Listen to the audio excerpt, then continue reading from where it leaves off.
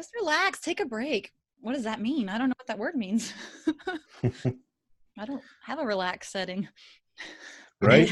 Well, you do. It lasts for like 3 minutes. Yeah. Yeah. Like, okay. Setting, relaxed, disabled. I'm cool now. You're still young and full of energy, though. But And at what point are we not young and full of energy? That's so wrong. I know like 80-year-old people, like Jane Goodall, we just saw her speak the other night. And, you know, she's like 83 and she's travels 300 days of the year. That's great. Where is our... Well, she's like a monkey.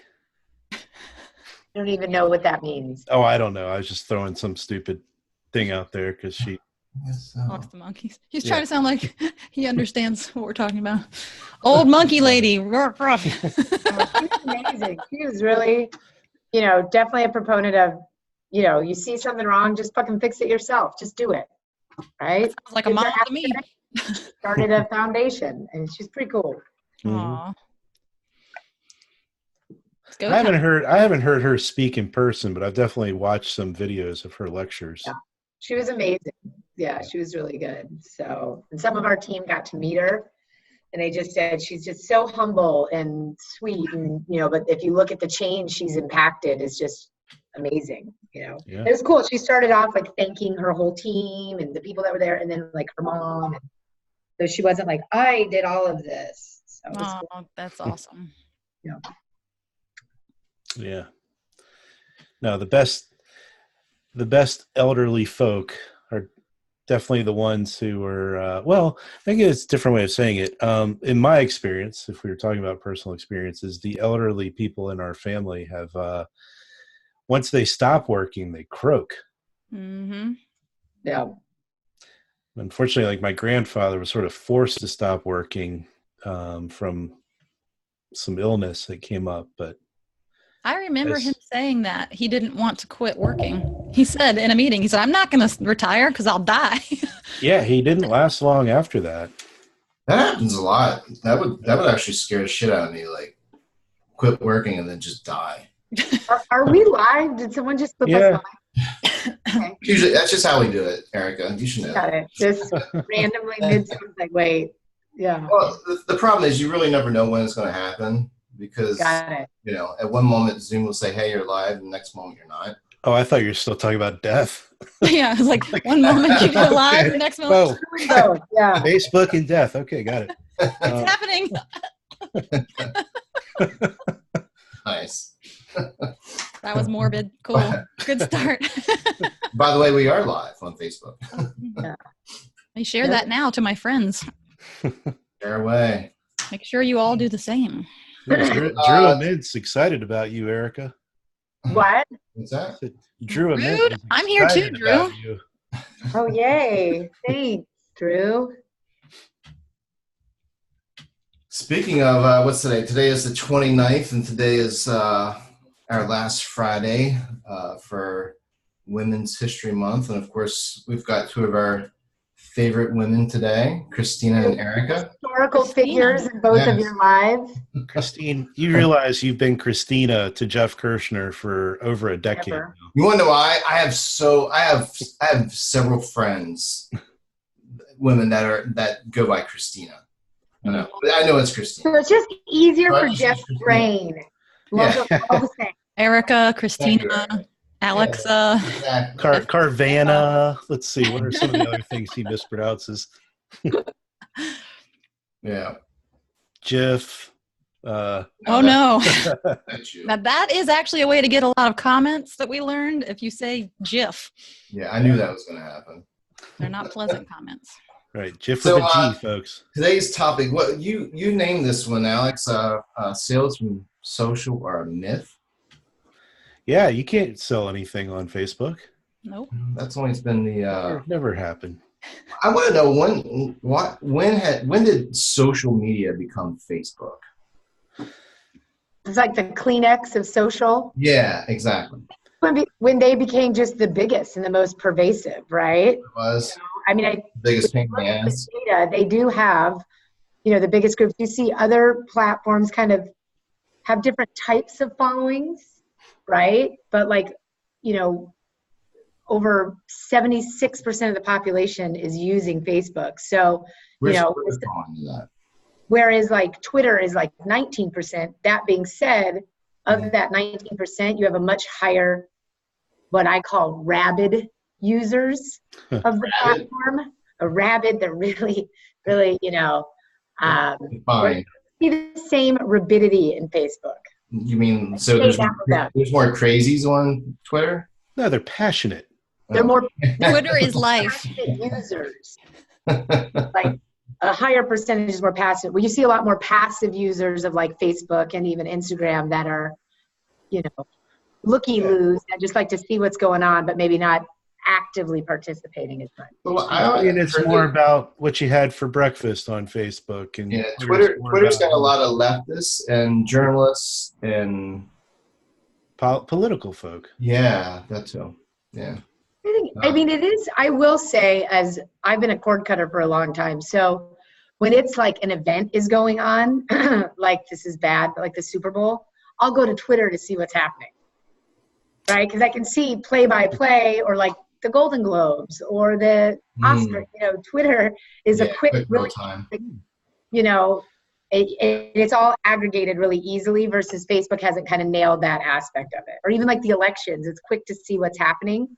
But you've got to weed out, like if all the opinions is not your jam, you got to weed through that.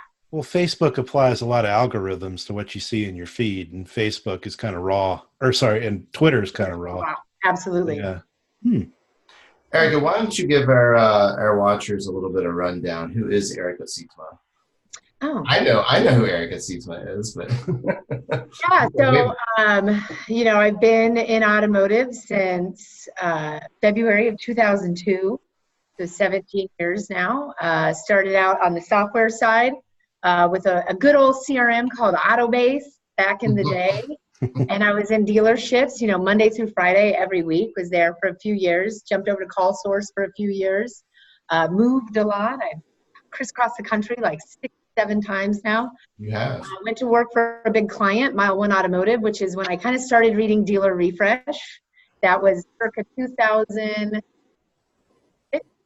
The early days, and he was in Maryland. I moved to Maryland from California, and I reached out to Jeff. I was like, you seem cool. Let's do lunch. And then my boss at the time, well, can I go? I want to go. My life went downhill from there. And then I remember after lunch, my boss at the time was like, do you think we could hire him?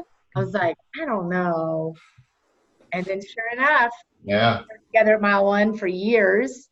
And then joined Digital Airstrike. I left Mile One in 2010 and joined Digital Airstrike. I was actually a contractor for both Digital Airstrike and Dominion. Oddly enough, I thought I was going to leave the automotive industry altogether, start a restaurant, because that's a way better industry. It was horrific. Was it a pizza shop? It was going to be like like the healthy pizza place. Nice cauliflower pizza shop. I remember that. Yes, that's why you came up and visited me in New York, and we have all those amazing pictures of us super sober. So that took me to New York City, and I made it about 3 months doing the pizza thing, the restaurant thing, and I was like, oh, this is terrible. I think it was like the moment I caught someone crawling in the dark to steal money out of the safe. I was like, why did I ever think automotive was a tough, like, why did I?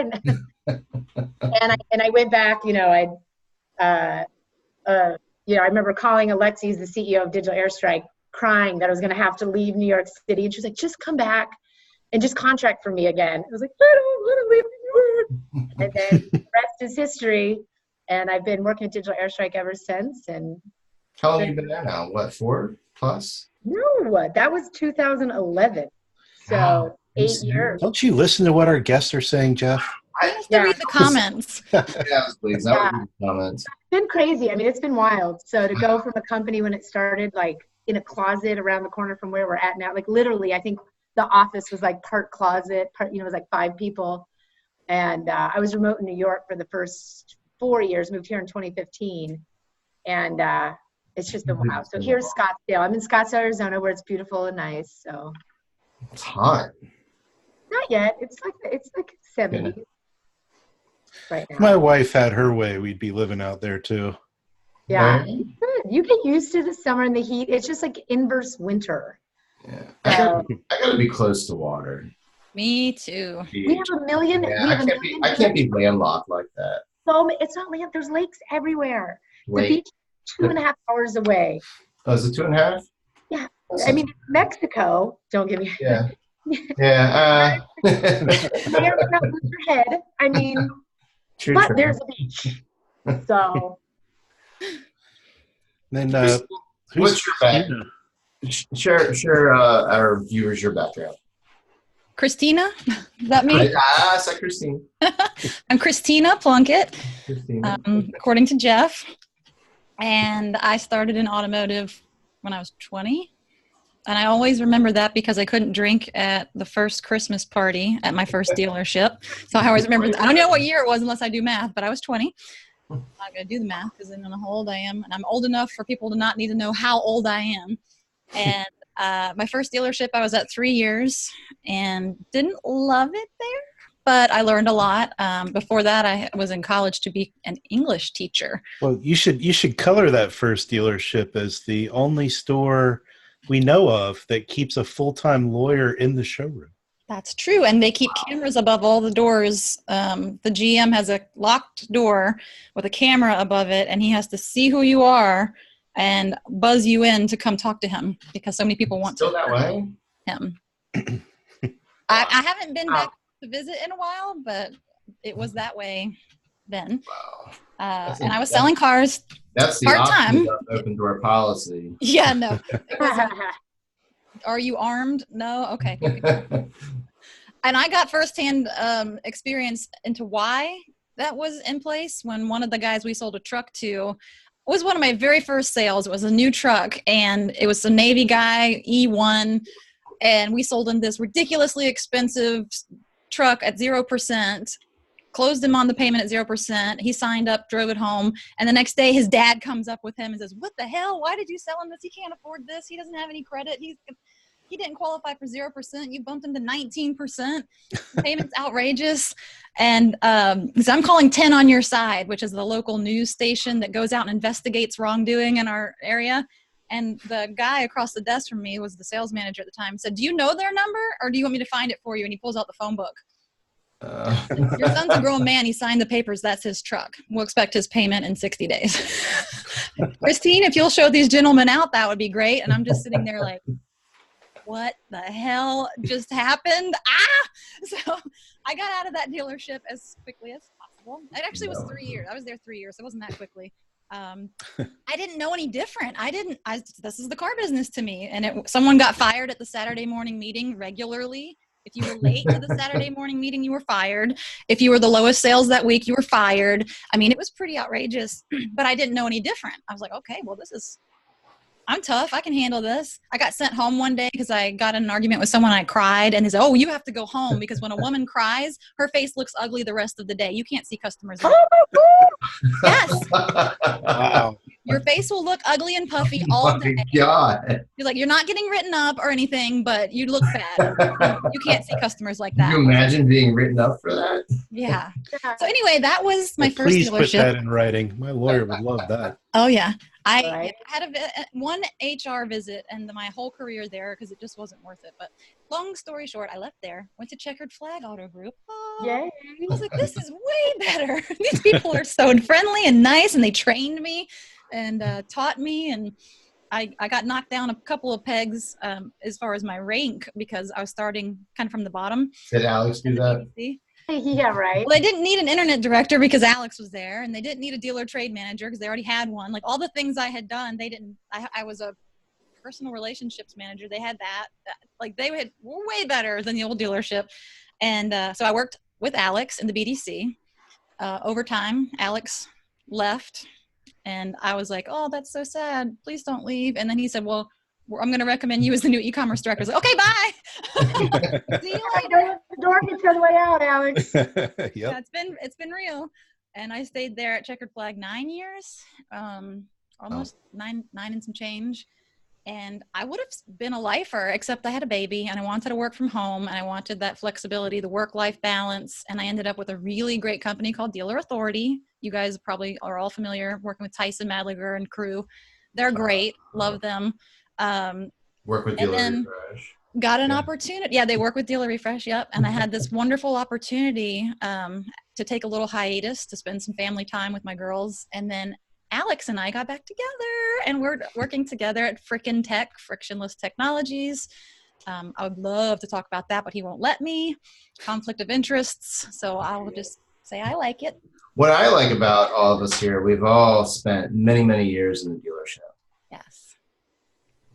Good. And we've all worked together in some way, shape, or form. Well, yeah, true. because my Paul store, so I was down in Virginia Beach all the time. I think we all met.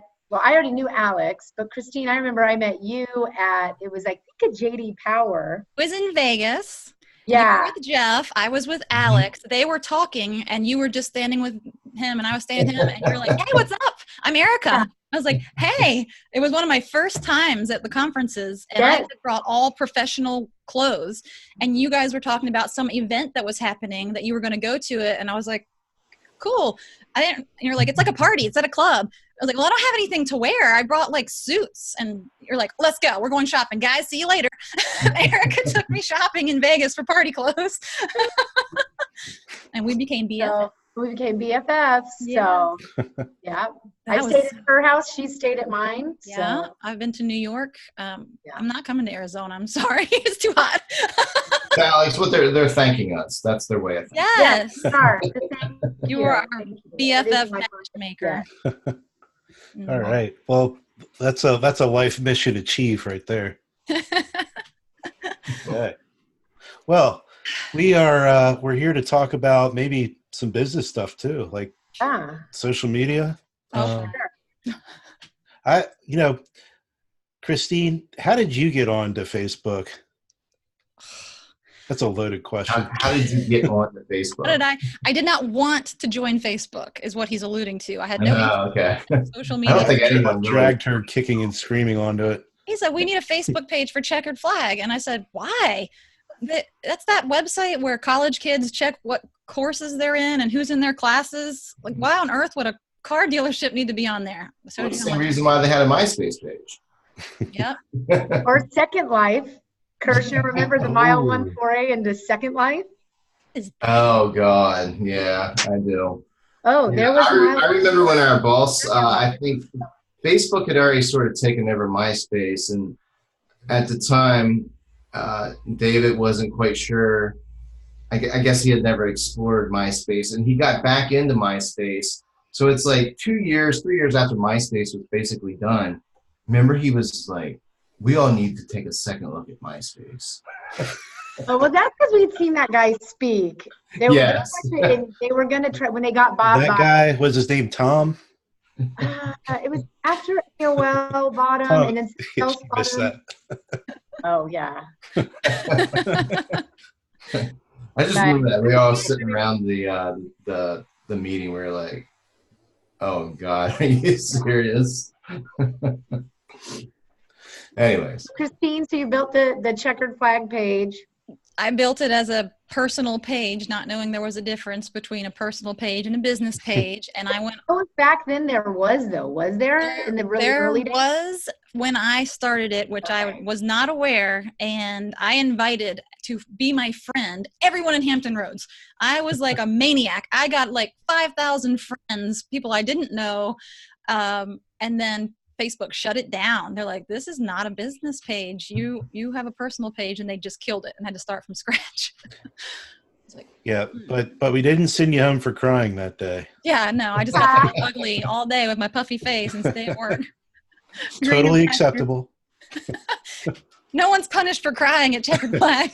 No. Oh, God. But yeah, it was a long, long time ago, and it's evolved a great deal since then, and I've learned how to use it a lot better for businesses. That's good. Since then. Yeah. What would you say? What has social media become, or at least for you? For me, I would consider myself a rabid user of Facebook.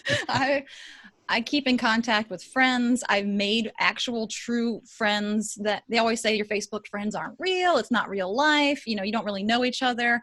I beg to differ personally. But I'm also very cautious with who I make friends with on Facebook. And if someone's negative, they're gone. Like at one point in my life, I followed every single news outlet possible, every newspaper, every magazine, every news TV program. They all had a Facebook page, and I followed them all because I wanted to know everything. And then all of a sudden it occurred to me how depressing that is. Yeah. And how it's weird. You're seeing now mental health being impacted by people's social media activity. And so that's a lot of studies around that. There are. And really this is a good segue. I have a great analogy that I was thinking of last night when I was planning this meeting in my head. Do you know the story of the two dogs? You probably heard it. There's two dogs standing outside of an empty room. One dog goes into the room and you hear like huffing and puffing and happy little yelps, and he's playing and playful, and he comes out and his tail's wagging and he's smiling, his little doggy smile. And then the second dog walks into the same empty room and you hear growling and snarling and whimpering, and he comes running out with his fur up on his back, and he's sad and scared and angry. And you're watching these two dogs and you're like, what is in that room? And you go in and it's just a room full of mirrors. That's social media. Social media mirrors back to the user the things that they put out into the world. Here's what I mean by that. So if you're scrolling, imagine your own personal Facebook and you're scrolling and you see your friend just had a baby. Maybe it's not a close friend, it's not a family member, just someone you're friends with had a baby, and you smile. That's ugly baby. Cute baby. And you smile and you think that's nice, but you scroll along. You don't interact with it. And you see someone graduated from college. That's great. Scroll along. You see, oh, it's a beautiful sunny day here, and it's a selfie with someone with a cute hat. Yeah, okay, selfies are kind of lame, but whatever, and you scroll along. And then you see a news story that's upsetting to you, and you stop, and you react with the angry emoji reaction, and you comment your opinion about that horrible story. And then someone replies back to you, and then you start in a altercation, or even just a conversation where you're sharing your negative opinions on this negative story. This is horrible. I can't believe this is the world we live in. Well, Facebook just learned from you that you value the negative, bad news story more highly than you value seeing the more positive, lighter things. Inspirational quotes. You see That's them. most people, though. It's not me, but it is most people. If you teach Facebook that you like to interact with positive, uplifting things, they're going to serve you more positive, uplifting things. If you teach Facebook that you want to argue in the comments section, they're going to give you things to argue about. They will learn what you interact with because they value interaction and engagement above all else. And that's with businesses and individuals. If you're friends with someone and you never comment, they'll stop showing it to you. Or if you're following a business and you never engage with that business, they won't show it to you anymore. That's why no one's on my newsfeed. That's it. So dealers need to make very, a lot of posts that piss people off and get them commenting. So that's what you're saying? Well, no, but even I will say the algorithms for business and individuals is way different though. If you start engaging, like for example, like if you engage with a business page, you still will not see that to the same degree, even if you engage once or twice, to the same degree that you would see a friend's page that you would engage with at the same exact level. There's still a huge differential because for people, individual pages, there's no concept of paying for that. But since for the business there is, right? Even if you do engage a ton with a business page, you're still not going to see it to the level you would have seen an individual's page because they still want businesses paying, right? And they want businesses paying, but for good reason, and they can provide more value and data around that. So there is a differential there, and I think that's one way where social is really changing. You think of it from a business perspective. I agree, Christine, on your, for individualism, it's kind of different for every person. But from a business perspective, I mean, it's changed night and day since where it was in the early days, right? And where it has become, a pay to play. But on the inverse to that, while it's become pay to play, I don't think that's a bad thing. Because the quantification of a whole bunch of people commenting on your post, you still, as a dealer, you put all this time, resources, and energy to have this cutesy pants Facebook page and like, look at us. We're planking, we're owling, we're doing all this cute stuff. But like, okay, 100 people commented on that. Did any of them buy cars? Did any of them do anything? Of those 100 people, were 60 of them friends and family that don't even live in state?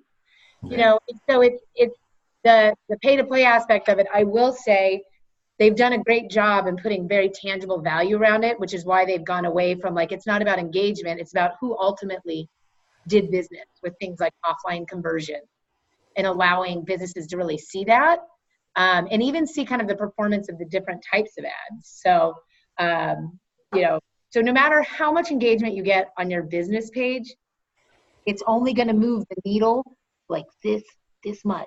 Just that much? That much. This much. Whereas if you got engagement on your, like with, like, I guess, Jeff, you're probably more of a looky-loo, like in people. Oh, for sure. Yeah. You know, so yeah, the people will fall out, but even then you would still see someone more than you would ever see a business, even if you heavily engage on the business's page. Yeah, the only businesses I really see are the ones I you like and you say send to top, and they're probably just local vineyards or something like that. I want to keep track of. But Christine, I do like. I mean, I never thought about it that way. So if you're, I guess what you're saying is, if you're more positive on Facebook, you will receive more positivity, and if you're negative, you'll receive more negativity. Yeah, and that works for businesses as well. Like Alex said, sure, you could put a hot button issue topic, the things we say always stay away from, religion, politics, police, potholes, the things like something that seems minor, like talking about, oh, these potholes on 64 are out of control. Don't you agree? You want to see people get really ugly really quickly? Talk about potholes. One of my team members posted something like that, and I was like, please take that down, because people are like, it goes from potholes are terrible, my taxes are wasted, the Republicans are to blame. You know, I was like, whoa, I hate Trump. Whoa, okay, all right. We can spiral really quickly.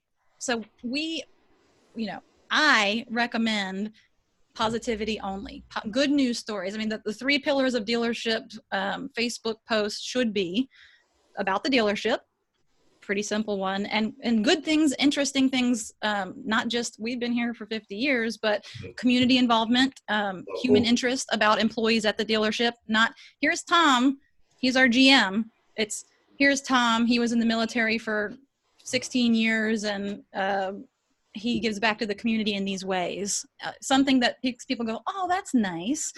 Differentiators about your dealership. You can be a little salesy. You don't want to be like, here's a car we have for sale. Here's another car we have for sale. Here's another, obvious. I think people know that by now, not to just post your inventory. If it's something but you can post your inventory, just not just your inventory. Not on your news feed. I wouldn't post. Well, really? Because back in the day, some of the first integrations were inventory, right? And so it'd be like every single new car was like on the feed, and then the dealer was like, yeah, now I've got content. Check. Yeah. You can post your inventory on Facebook now, Jeff, but not on your page. That's where ads come in. That's separate. Your Facebook business page is one thing, and you handle that in a more gentle, friendly, conversational. The first pillar was the dealership. The second one's the OEM, Toyota or Mercedes, and that's not saying every news story that comes out of Toyota you have to post about it. But if they do something interesting or cool, like when the Tundra was pulling the space shuttle, okay, that's cool, and that's OEM, so that's relevant to your store, so post that. And then the third is local, and that should be your biggest chunk, local. And people miss this and get this wrong all the time. Talk about local events that have nothing to do with your dealership. You don't have to have sponsored the event. It's not come out to this concert sponsored by XYZ dealers. How about just talk about all cool local events? People will start to see your page as an information source. Sure. I always like to share local events. Yes. The concerts, events, happy local news. You know, when something good happens, even if your dealership had no hand in it whatsoever, give a shout out. Hey, we just love this story coming out of Norfolk this week. This elementary school got a grant, you know, and people in Norfolk are really, oh, look, that's so great. And they're going to share it. And when they share that story from your page, you know what else they just shared? Your name. It's your little billboard that's getting shared around all over Facebook. And then supporting other businesses. Typically, we wouldn't support other car dealers because that doesn't make sense. No, but good nonprofits, SPCA. Nonprofits, SPCA, and it doesn't even have to only be nonprofits. It could be, you know, we love Gourmet Gang. They didn't pay us to say that. We love Gourmet Gang. That Santa Fe chicken sandwich is the bomb. # support local. Right. The What's your trick, favorite? though, is there's still strategy, because you can share all those things on your page, even if you have 10,000 followers. And guess how many people are going to see it? No matter how good news it is, no matter how many people you get all your staff to go on and like it, engage, it's still going to get such little things. So to your point, Christine, we've got to get them. The strategy is if you're going to support those local businesses or those events, tag that other event, that business, and whatever. And I'll tell you, you don't have to get into the melee of things, but some of the most bang for your buck is if you are doing community events. Let's say, I'll use the example, you're doing Relay for Life. Even if you're not sponsoring it, but you've got a team of employees doing Relay for Life. Yeah. Guess who's covering Relay for Life? The local news station, the local radio station. Those outlets on Facebook, they get more proactive looking, where people will actively seek that page out for news or whatever. So tag that business and or get them, for whatever reason, to post about your team. And I would say this is where strategy comes in, and where it's really moved from, oh, we need a social media manager. Yoo-hoo. So they're sitting behind their computer updating all day. I'm like, if someone has social in their title and they're spending more than 2 hours a week behind a computer, that is the opposite of social. That is someone spending all the time behind a computer, not getting social in your community. So to what Christine was saying, they need to be out building relationships in your community and doing all of those pieces to truly be social for your business and strategy, so that the news station posts your pictures from the events or shares it from your page. Because even if you do all the coolest stuff in the world, unless you pay to get it out there, and I necessarily wouldn't advocate putting $1,000 behind the pictures from you at Relay for Life, because it's going to be real hard at the end of the day. A dealer is going to look at those numbers and go, oh, what do we get from that? A couple likes, some comments, and I think, but getting strategic to exactly what you're saying, and then get Gourmet Gang to post a picture of you guys with all the food at the dealership.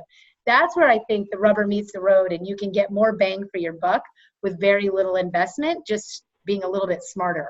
Yeah, I absolutely agree that no one's going to see anything you post. Maybe 3 people will see it. My recommendation isn't like $1,000 per one post. It's a $5 per day rolling post engagement budget. So approximately $150 a month, which is small potatoes to most car dealers, to get a bit of engagement, a few eyes.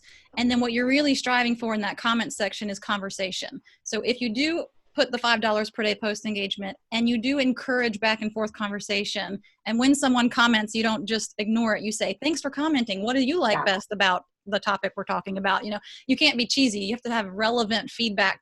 And then if you get those back and forth conversations going down in the comment section, the reason we would say a dealer would find that valuable is the same reason why they would put a TV commercial with no incentives, just branding. The same reason they'd buy a billboard back in the day, maybe some still now. It's branding. That is not the bulk of your Facebook advertising. It should be a tiny, tiny piece of it. But if you don't do any post engagement budget, you're wasting energy and you're wasting time. I loved all of your organic ideas too. I would do both.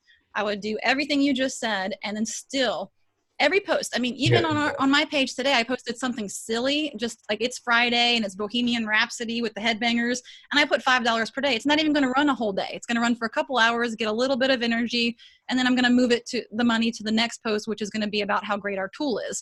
So it just rolls to the next post, rolls to the next post. So nothing's wasted. How many dealers are aware that you can do that, where you can set a budget of $5 to $10 a day and just roll it over to the next post? Well, hopefully more now, because there's probably like 1,000 people watching right now.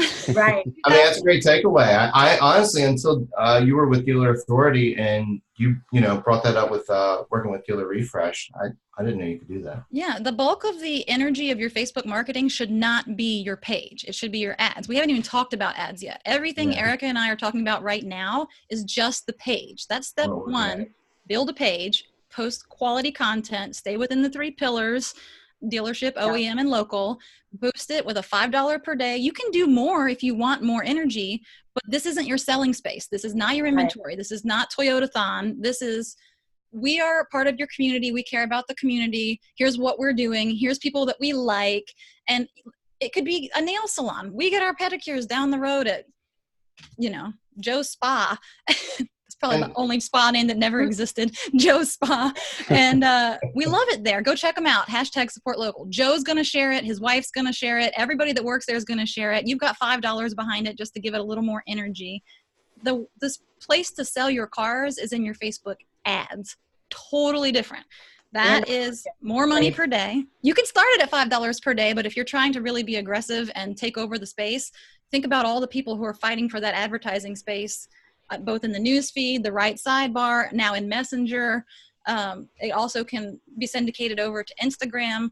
You can put your message out there. Now, $10 per day is my recommendation for an ad, and that's where you sell. That's where you say, we've got $2,000 off MSRP on Camrys this week.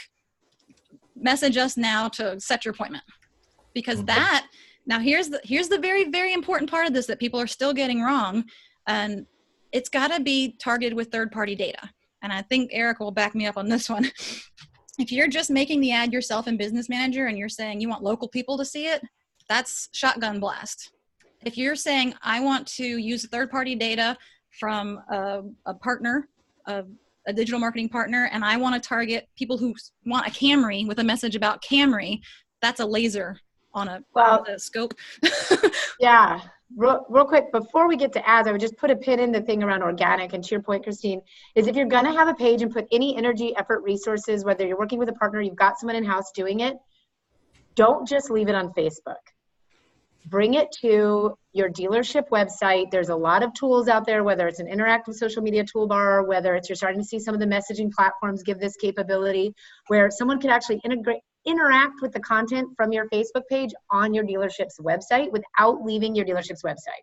I'm not advocating putting links off to the social site. So after you paid all that money to get someone to your website, they're now hopping and leaving your website, but putting some way to interact with your page. I would also not advocate. Well, there's a couple different, there's like social media toolbars that allow, like it shows the different toolbars. Don't think of it like the old, but like they're like little widgets, but it's not a frame in on your site. You don't want to eat up conversion real estate. So I wouldn't say embedding it into your site. Nobody really does that as much, but in the early days, you would see people starting to implement social widgets into their site. So these are more like widgets where you can interact. You're seeing some of the messaging platforms start to do it now too, where you can message and or interact with social without leaving the business's page. And this is not specific to automotive. We're seeing this across. If you're going to put effort, to Christine's point, I completely agree that you've got to, one great thing about social is it does give you the chance to have a personality if you've got a personality. Don't try to fake it if you don't. Corporate store, like, spade a spade, like, yo, we got some damn good Starbucks, but, Joe wasn't in the military. Sorry. Like call out what you do have, like really nice stuff, but you can leverage it for that. I wouldn't say fake a personality, but if you do have a personality, it is a way to show it, but bring it to your website because people aren't. How do you tell if you got a personality or not, Erica? A dealership knows, if that's your stick, like dealerships know if they've got that personality or they don't. If they know their why buys and they can rattle those off the top of their head really, really well, in a lot of cases, then they know their thing. Most dealerships can't rattle off their true why buys off the top of their head. When we do like kickoff calls with dealers, like, what are your key why buys? They're like, well, we just changed those last week from what they were the week before. We have great prices.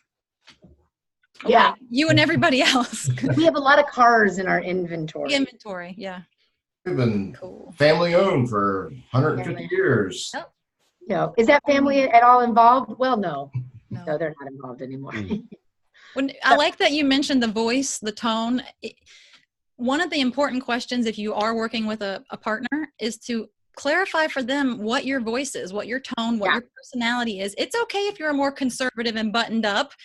Be consistent. Try not to be dull. You don't want to be confusing where one day it's a meme and the next day it's a news podcast and it doesn't make any sense. People need to get comfortable understanding the tone of the dealership if they're going to be following and listening to you. Yeah. And so coming back to the ad stuff though, so one thing is, Facebook did pull out the third-party data. So you can't use that anymore. So that was a big bummer. You just have to have a partner who has access to it. But here's just it. The reason why they pulled it out, they said it was like, oh, because we're, being safe. Bullshit. They have all the data now. They have it. You don't need it. They have first-party data. Now, as a provider, a lot of us can put in first-party data.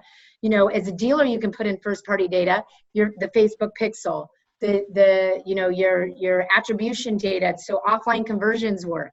But then what Facebook has, they know all the buyers now. They don't need Oracle anymore, and you don't need to pay Oracle. If anybody's paying Oracle, I love the guys at Oracle. They are so nice. Oh, she's going to say something mean. But not mean. They're a great team, but you don't need their data. You just don't. Facebook has it. We've actually seen better performance in all of our ads since they pulled the third party, and using their first party data is 10 times better. And if the dealer uses the pixel, right, and they use kind of their own audience data and creating custom audiences, we see now the results better than they've ever been. And Facebook is able to back it up with offline conversion data. Dang. So even if you don't see people engaging necessarily on the ad or clicking through, like an interesting one is like video. Video doesn't actually get as many click-throughs, but when you see the offline conversion data, it actually performs better with actual real tangible results versus the clicks. How's the dealer track that? So as far as offline conversion, yeah, they can upload their sold data into Facebook so that Facebook does the matching. Oh, wow. The trick to offline conversion, they're going to give two metrics. They're going to say, okay, here's all, you told us these people sold, these people serviced. You see Zuckerberg right now going, yo. Yeah, it's exactly. So these people sold, these people serviced. What they tell you is, okay, these are the people that just saw the ad. They didn't touch it.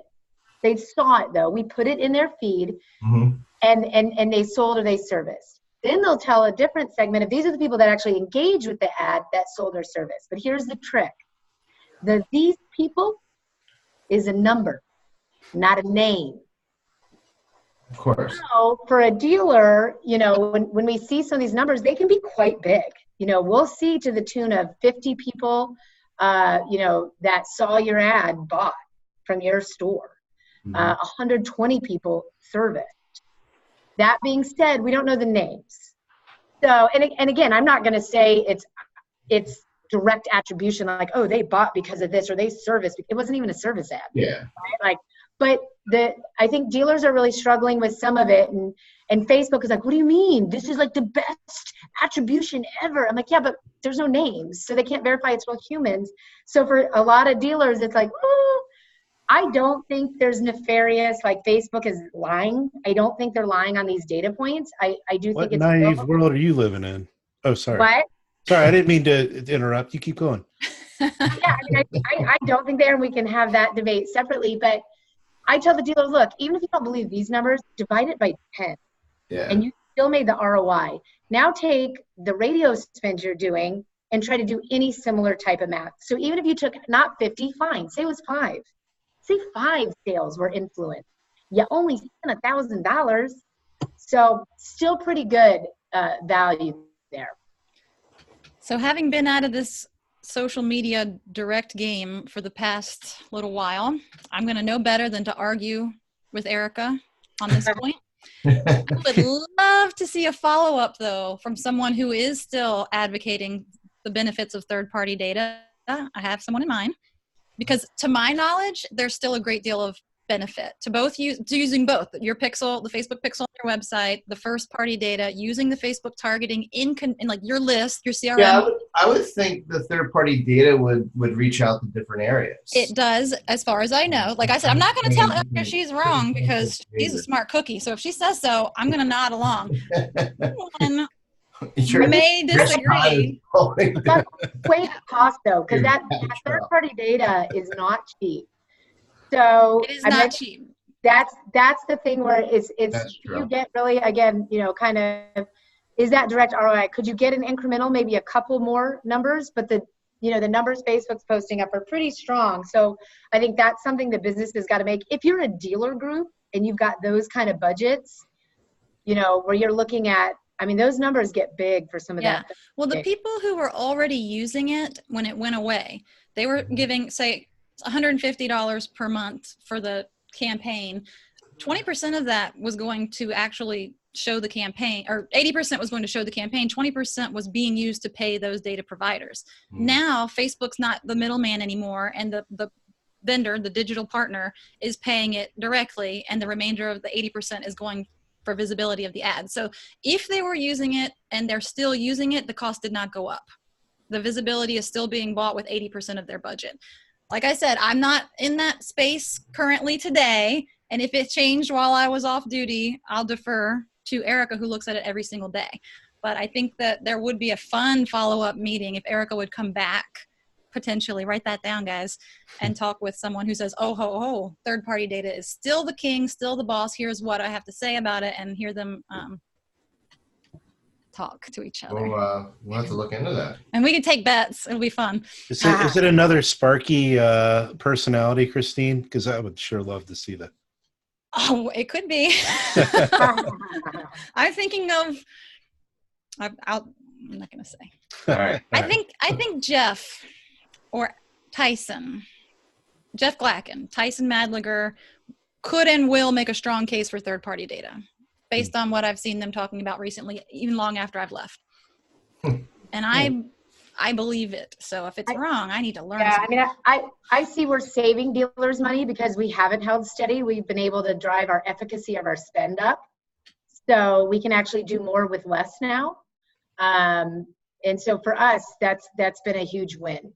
Yeah, if you're seeing the data working just as well, and then you're getting the full budget to visibility of the ad, well, that is a win. Absolutely. It's just a matter of believing that third-party data isn't as valuable as I think that it is. That's We've got an interesting comment from Ashley MacArthur, and I'm wondering if either of you two have ever tried doing a campaign where you've taken dealer sales data and then do specific campaigns that are around retaining customers instead of conquesting. Yeah, absolutely. So one thing we see with that, so there's a couple tricks to using sales data, service data for retention campaigns. There is a minimum volume for uploading. So you really need, you can't, at one point, people were like, oh, can I upload every day? But you've got a minimum volume of those lists. And part of it's around Facebook not wanting, if I only uploaded a list of 10 people and served that ad. Yeah, you could figure it out. Right. Back your way. Exactly. So some of it's that kind of an anonymization and that privacy around that data. So you do need a bigger bulk of a list. So I would advocate a much larger. We see the click-throughs on that data. So that's first-party data. That's the dealer's first party for retention. The click-throughs on that and, the power of those blow away conquest numbers.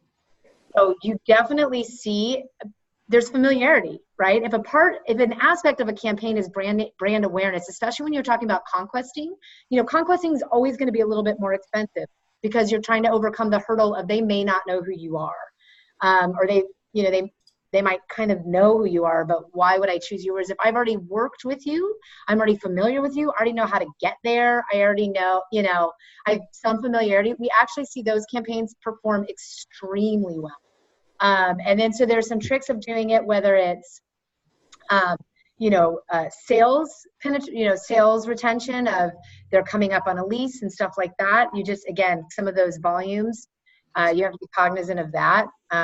So at the micro level, it's a little tougher, but at the macro level, especially for service absorption, is really powerful. And, I would say too, I mean, the thing around this is obviously, does it sell cars?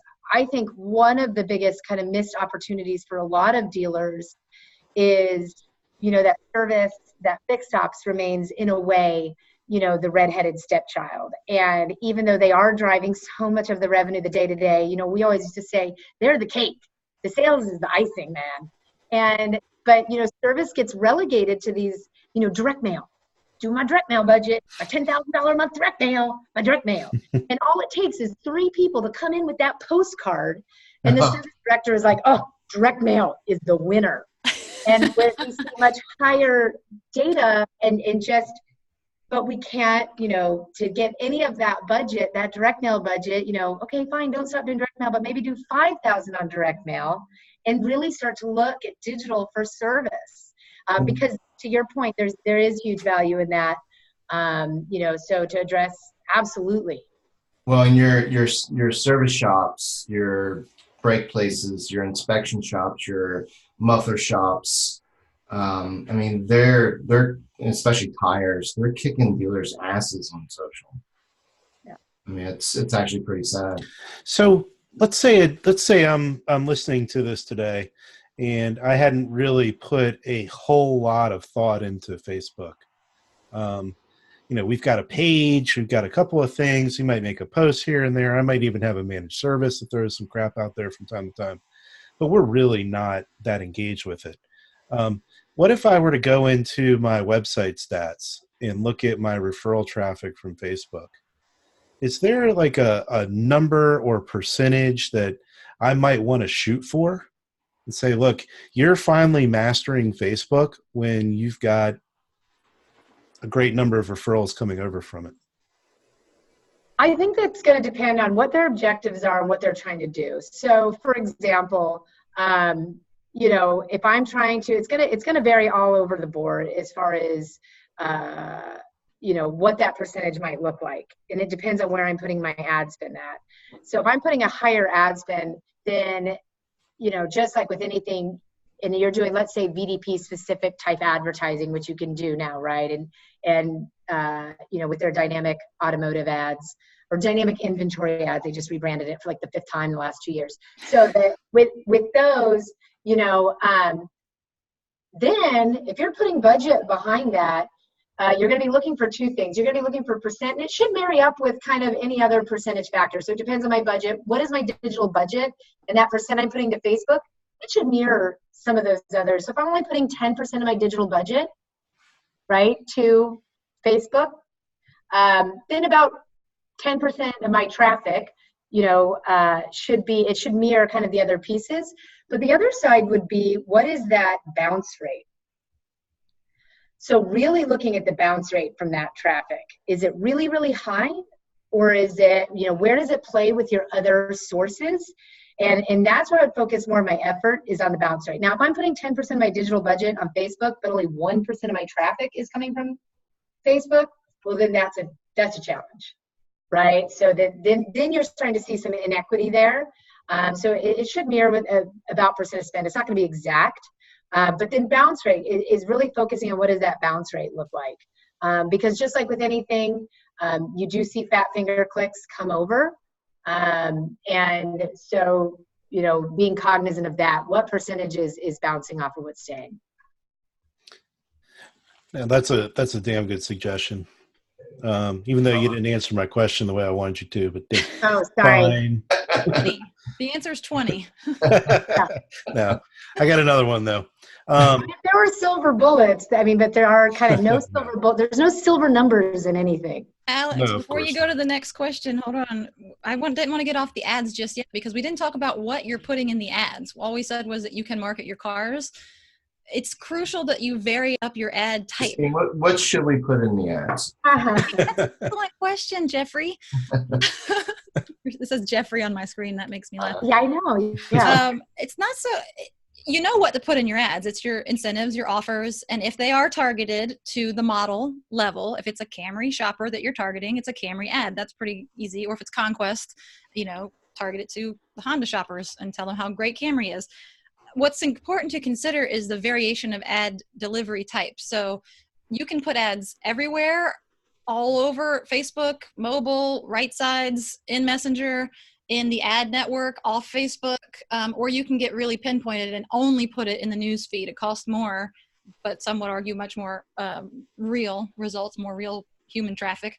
And then the type of ads that you're doing shouldn't all look the same. It shouldn't just be a single image, because people respond differently to different types of media. So you should do a single image ad and then run that alongside a video ad and run that maybe alongside a mobile-only collection ad where you've got, have you seen those? They're almost like a catalog style. You've got 3 images at the bottom that you can scroll through, 1 at the top, and then a video widget.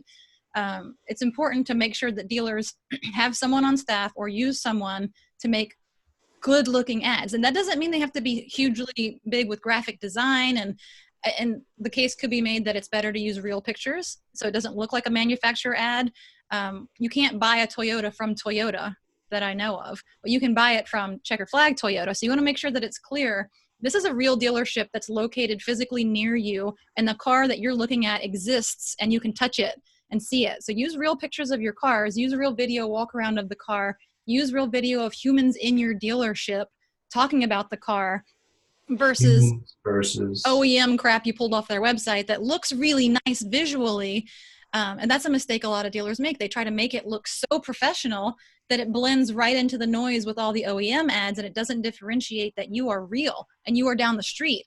You know, I'm not Toyota OEM from who knows where. I'm Christine at Checkered Flag Toyota down here on Virginia Beach Boulevard, and this is a real Tundra. Look, I can knock on it. It's here, and you can come see it today. It's in stock. That's where the money is. Be real on social media in a way that you're not in print or TV or radio. End rant. Great points. Yeah, I agree with that. So there was, I was actually out at lunch with Matt Murray from Wide Wheel the other day, and he was telling me that he was looking through a number of dealers' Facebook feeds and was shocked at the number of times that customers, especially on posts that were about cars, customers were asking for pricing. And they don't respond. Yeah, they don't respond. It's on our website. That's what they'll say. It's on our website. Go check it out. or even a link to the website, which I get why you do that. You want them to go to your website, but it's not about what you want. It's about what they want. They don't want to leave Facebook. Give them the price. But and to that point, I mean, that's where I found something really interesting around, you know, like what we would do in that case is we would then work directly and, you know, private message that customer to get them that information. And then we toggle between the dealer and the customer and get the dealer to jump in. And what's been really fascinating is, you know, I think we'd be remiss if we're talking about selling vehicles on Facebook and not talking about marketplace. And you know, one of the single biggest game changers that they've launched, and frankly, without a lot of fanfare, right? I mean, they've done it pretty quiet. They have not advertised marketplace, regardless of the vehicle side. Even in By the way, I've started looking for my next car there. I have, you know, it just sneaked up on me. It was like 2-3 cars that I was interested in. I was like, oh, I've started watching it. And one fascinating thing with marketplace, and we can talk about kind of some of the interesting things there, but to Christine's point that people don't necessarily want to leave Facebook, one thing that drives me batty is the lack of education around what Messenger is. Messenger is like texting. And so the fact that, and even CRMs are they're adding to some of this. It is not a lead if you do not have email or phone number. It is a lead. And so. Got to have that ADF. I've got a link to a persistent messaging form. And now Facebook locked it down, right? So you only get like 24 hours to kind of, if they don't engage back and forth with you. But, you know, Messenger is way better than email. If you can go back and forth, like, no, it is a lead. This is a lead. No, it's not a lead. Yes, it's not a lead. Not a lead. Who would say it's not a lead? I'm sorry. Car dealers. And so exactly to Christine's point of like that person that asked that question for pricing, that's a lead. The person who said, hey, what would you value my trade at? That's a lead. That's a hot lead. I'll still sell you a car if you don't have an email address. I'd rather have a text or a chat lead over a form fill. And I think that is for our dealer population. I think one of the best things we can do is really educate them around the power of Messenger, you know, or any as other messaging, others are quickly, Google just changed their, you know, and that those are leads. And if the person, like our AI bot, there's your AI check, Alex, but it will actually say when it's engaging with that consumer. Put some blockchain in there. Where would you prefer to engage? Is it here on Facebook, SMS, phone, email? And let that consumer tell us where they want to be and live. And if they say Facebook, then we're texting the dealer like, yo, you need to jump in. Here's the link, and you can do it right back and forth without having to give all your salespeople access to Facebook Messenger, because that can get weird fast. I've seen a few dealers have Facebook Messenger integrated on their dealership website. Is that good or bad? You know, it's kind of a crapshoot. I think you could have it as an option, but don't let it be the only option, because if someone doesn't, as we know, there are a lot of people that you may know that don't have Facebook, and it forces you to have Messenger. And I think that's something Facebook's going to be quickly solving for, is a non-Messenger version of Messenger, so that you can engage where it's more traditional, like regular kind of messaging, but I don't have to have the Messenger app or feel like I have to engage, be on Facebook. Yeah. For that percentage that hold out 22% that still don't want to do Facebook. I love that you just talked about the importance of Facebook Messenger, because I wasn't even going to talk about that. It didn't even pop into my mind, but Alex has heard me say this now a couple of times, that there's a familiarity with people using Facebook Messenger. They talk to their mom on there. They talk to their friends, their sisters, and they feel like that's a real person giving them real information versus an email from a car dealership that feels salesy. It feels disconnected. It feels like a corporation versus the individual. If it's Messenger, you believe that that's a real human sitting at the store that you could know their first and last name and work a deal with. We've had people work full car deals, start to finish. Absolutely. I want every bit of information. I'm not driving into that showroom until we have a done deal. And they do it completely through Messenger. Well, can we give you a call? No, I don't want to talk to you. Right. Send it to me on here. And if you don't do it, some dealers like, no, if they get a phone number from them and we'll call them. They don't want to give you their phone number. They don't like to I don't like to talk on the phone unless I'm doing business and selling something. But if I'm talking with people I like and know, I'm doing it by chat and Facebook Messenger. And that's where dealers need to be all the time, all day, and if possible, all night, because people in the middle of the night want to buy cars and talk to them. So I think it is, so that is really interesting. And, I think that is a big education piece that needs to happen. We are seeing anecdotally, offline conversions is kind of the first pass at Facebook showing like, look, people are buying that saw our ad, right? But even before that, anecdotally, we would have data of like, hey, let's post these 2 cars we just got. Let's post them on Facebook, and we're not going to post them anywhere else. And then they both sold, and we knew they came from Facebook. Anecdotal. Now with Marketplace, this blows away Auto Trader's old study of like, oh, people don't go to Facebook to shop. They do. Solidify their place in the inventory. I'm like, oh, now they do. Mm-hmm. So, and you're seeing it, and with very little advertising. We're seeing the results vary. It's very, no pun intended, it's very interesting, kind of that variation of like some dealers, like literally we've had some like 20 sales a month from Marketplace, but in a very similar kind of market, not the same market, but the same size market, we'll see 3. But even then, for basically a pretty free platform, nowhere near the costs. Facebook doesn't charge anything to list the inventory, where even like Craigslist does charge per car listed. So it's fascinating. And we're talking a little over a year and a half that this platform has been out. It's basically still kind of in beta, and the leaps and bounds they've made is pretty impressive. What they've done. The power of a Facebook Marketplace on a personal side. I moved and I didn't want to bring all my furniture with me. I sold all my furniture from my whole house on Marketplace and made, like, my husband's like, just put it on the curb. It's old and tired. No one's going to want it. $300 for a couch, $300 for a dining room. How many weirdos did you have to put up with? None. It's not Craigslist. Every time I put something on MarketSpace, I gotta Here's the thing, Jeff. Listen. Freaking weirdos. Here's the thing. I could see who I was doing business with. I have been to the Denny's where you are, Jeff. I believe you. Listen, it's not Craigslist. So I didn't have strangers with, an email address. I had a face. Now, of course, it could be catfishing and it could be a creeper with a nice face, but I have back and forth conversations, and you can tell pretty quickly if someone's legit. I look on their profile at their cover photos. Okay, it's a woman and her husband and their baby. And then here's one from 3 years ago, the same people with a dog. And I looked, I'm not stupid. And if they did come to the house, I did have my gun on me. So I was ready just in case. I am still from Portsmouth.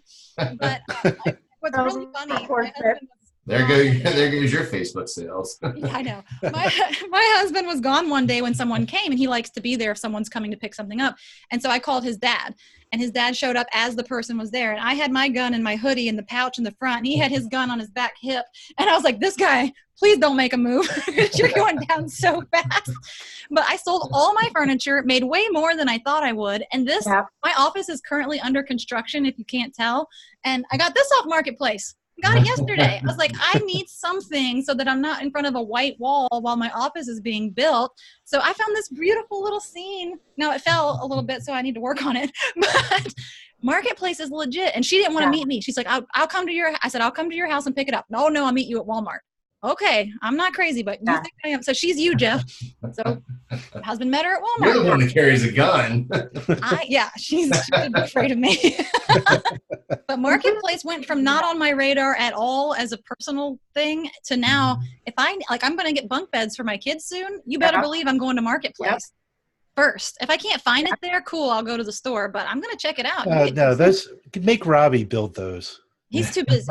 He's got other things. He's building a whole house in the backyard right now. So he's building a tiny home. Yeah, I mean, I think Marketplace is definitely, and it was real stealth mode. They haven't advertised. You're not seeing it on television, things like that. And, sometimes those are some of the best things. I mean, and certainly there's some things as vendor, a non-lay person viewpoint that has been a little frustrating as like a vendor partnering with them of like, oh, well, there was no data for a long time. And they were like, it's free. We don't got to give you data. It's free. What you need reports for? What? One time I was like, I guess in automotive, like reporting is a big thing. We're like, yeah. But to them, since it was free, why would I need to give you a report? But then they built it and they've been pretty quick. And to really think it's only been a year and a half. I mean, the pilot started, summer of 2017, I think. So, I guess it depends on the region, but I've seen just more of your cheaper vehicles do very well. Yeah. More high end. One of our clients is an RV dealership. RVs. 50 a month. 50 a month. I'm not lying to you. I seriously searched for RVs on Marketplace 2 weeks ago. I was like, just curious, just out of curiosity, how much would an RV be if I bought a pre-owned one? I didn't. I'm not Cousin Eddie yet. Yeah, but then you get that argument of, well, we're not selling RVs to millennials, so. Anyway. My sister just bought an RV, and she's a millennial. That's true. Your sister is an old soul, though. She is. She's a hippie. She is an old soul. Free spirit. Shout out to Jessica. Whoop, whoop. Whoop, whoop. She's going to like that. My little hippie sister. I'm going to steal her RV. Well, I'm actually shocked that you and I have been able to get a word in today, Jeff. I know. Good. We're not bad. No. Actually, I think we should do this again. And we weren't drinking, so we're very chill. That's the biggest mistake. Next one is going to be at 9 p.m. Yeah, there we go. At least from our couches with a glass of wine, and it'll get really fun. Yeah. Ooh. So also with all that we're saying today, I think we do need to give a shout out to Dealer Authority, and Erica, you should give a shout out as well. For digital airstrike? Yeah. So Dealer Authority powers the DealerRefresh Facebook page, and they do offer services in this area, and Erica as well. Yep. Digital Airstrike. Yep. Digital Airstrike does as well. We're in pretty much every OEM program. I would say you guys do a lot of business with OEMs. Pardon me? You guys do a lot of, I guess, most of your business with OEMs? Well, as far as, we're in their SMRM preferred partner programs. Yeah. So the dealers can get it co-opt. I mean, and there it's, it's just very much like blocking and tackling, covering the basics. And then then the broader expansion of kind of, we have marketplace, inventory listing, a messenger integration for our Facebook Smart Assistants so that the dealers can engage. And one thing I think that's important with Messenger to remember too, Messenger is not website chat. It is more like text than website chat. And one of the things we've seen, people have hooked up their kind of like traditional outsourced managed chat to Messenger, and you'll see this. Are you still there? Are you still there? I'm going to close this conversation. I'm going to close this conversation now. Then all of a sudden now my phone, I'm in a meeting and I have like 85 messages of like, beep, beep, beep. I'm like, well, stop. Yeah, don't do that. Why is that happening? You don't need to respond 30 seconds later to a messenger inbound. You know, like it's just like normal communication. It could be an hour later. Like when I bought and sold on Messenger, it maybe took me an hour, 2 hours, maybe the next day I get back, but we're, you know, so it's definitely a very different platform. So we have technology for that as well. Your lead response time is well over an hour. Pardon me? Nothing. You've been secret shopping? So, no, that's interesting. So it's just more relaxed. Way more relaxed, yeah. I mean, now our bot answers instantly and gives the customer information. But if you need a live person to jump in because someone wants, you know, OTD pricing, then that it doesn't need to be 20 seconds later. Or if they don't want to give you their email address, yeah, you don't need to be like, "Are you still there? Are you still there? I'm going to close this conversation, but you can message back." And wait, what? No, wait. You don't say that. It's very clear that that's not a real person. You know, you're being weird. No, they are real people. They're absolutely real people doing that. No, I've seen that several times. I thought it was automated. No, it's managed chat because that's what you do on a website. Ew. Because on website chat, you have to be very like, "Are you there? Are you there? Are you there? I'm still here." Okay, now I'm going to close it so that operator can disconnect from that conversation and it counts in their time. Completely different platform. So yeah, so it's just a different platform. We're starting to see some of the managed chat providers get that. In the beginning, they didn't. Now they are, but there's still some. So be very cognizant and careful of how you hook up to that. Good advice. Never thought about that. Yeah, that's interesting. Alex, I'm glad you gave a shout out because I think half your comment section is Dealer Authority now. So it's good that they came. They're going to have to watch it back to see why I tagged one of them in it. But yeah, they're definitely more of the, they work together with the dealers very closely. They form relationships. It's kind of as if you've got a digital strategist sitting in your showroom, and it's a lot more hands-on, very small, very attention to client satisfaction and detail. So if you want more information about them, I don't work there anymore, but I love them so much. You can reach out to me and I'll get you in touch with the right people. Well, same here. Yeah, we can too. Yeah. Well, thank you so much, ladies. This was great. This was fun. I know. Good. Do it It's again. good way to catch up like a little reunion too. I know.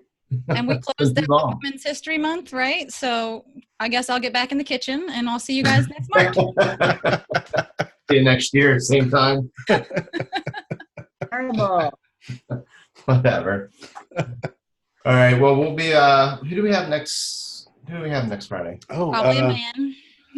actually, no. No. No, actually, that's funny. We messed up. We were supposed to go back to Man's World, but we got messed up and scheduled a Michelle from Roadster.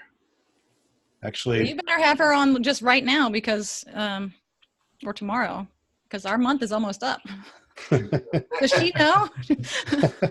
That's right. So Michelle Dungeon and I have been writing a white paper around digital retailing, and that it's not actual digital retailing. So it's might be, we'll have to figure out how to do this one, Jeff, because I don't know if I can be a host and a guest. And Yeah, we'll figure. anyway, whatever. Hold on. You're allowed to talk about the company, but I'm not. Next I'm going week. to hold up banners next time. It was more around digital retailing. Mm-hmm. Somehow, Alex. Yeah. Who knows? We'll figure it out. Yeah, I'll do it. There you go, Christine. No worries. La, la, la. I'll have Christine. I'll have. You're a good man.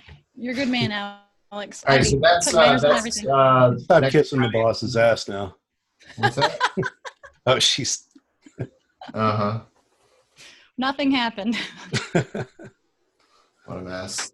All right, so next week, same time, Roadster, Freaking Tech. You guys are going to be talking about digital retailing, but yet not really digital retailing. And again, Erica, Christine, thank you so much. These have been great. Thanks, guys. Thanks, guys. So good to see you, Erica. So good to see you too, Ryan. All right, Yeah, bye. Erica, Bye. see ya. Bye.